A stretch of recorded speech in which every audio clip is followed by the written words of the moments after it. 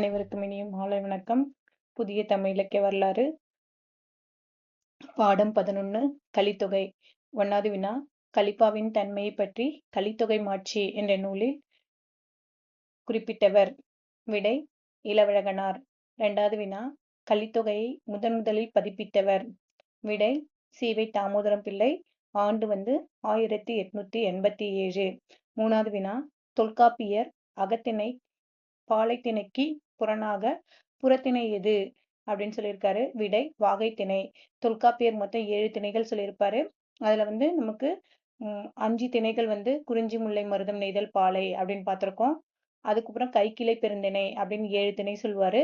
புறப்பொருள் என்பாமாலையில மொத்தம் 12 இருக்கும். இதுல இவர் பாலைத்திணைக்கு எந்த திணையை சொல்லியிருக்காரு அப்படின்னா வாகைத்திணையை சொல்லியிருக்காரு. 4வது வினா, எக்குடி பிறந்தோராயினும் அக்குடிக்குரிய தொழிலில் மேம்பட்டு திகழ்தல் எந்த திணை? வாகைத்திணை. 5வது வினா, அற வாழ்க்கையை நீங்குவதற்கு எந்த திணை தோற்றுவாய் அப்படின்னு கேட்டோம்னா விடை பாலைத்திணை.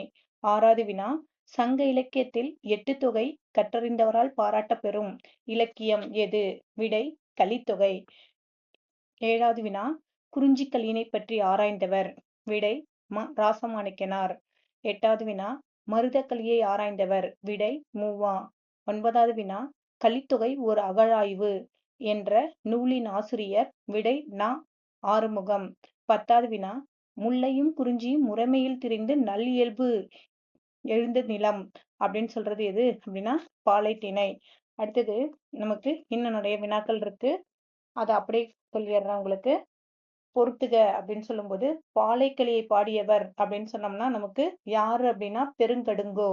மருதம் அப்படின்னா மருத இளநாகனார். குறிஞ்சி அப்படின்னா கபிலர். முல்லை அப்படின்னா நல்லுருத்திரன். நெய்தல் அப்படின்னா நல்லந்துவனார். மொத்தம் கலித்தொகையை எப்படி ஐங்குறுநூறு 5 பகுதியா பிரிச்சு பாடினாங்களோ அது மாதிரி கலித்தொகையிலும் என்ன பண்ணிருக்காங்கன்னா 5 திணைக்கும் 5 பகுதியா பிரிச்சு பாடியிருப்பாங்க.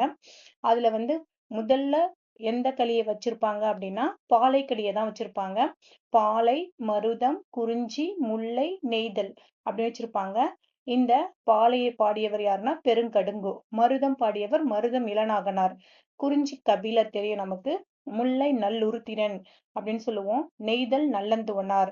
இதுல பாலைக்களி அப்படின்னு பார்த்தோம்னா 35 பாடல்கள். மருதக்களியிலே 35 பாடல்கள்.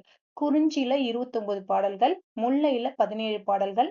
நெய்தல்ல 33 பாடல்கள். ஓகேங்களா? அடுத்தது கலித்தொகையின் கடவுள் வாழ்த்து பாடலை பாடியவர் யார்? கலித்தொகையின் கடவுள் வாழ்த்து பாடியவர் யார் அப்படின்னா நல்லந்துவனார். அடுத்தது இன்னொரு வினா, ஒவ்வொரு பாடலும் ஒரு சிறுகதை போலவோ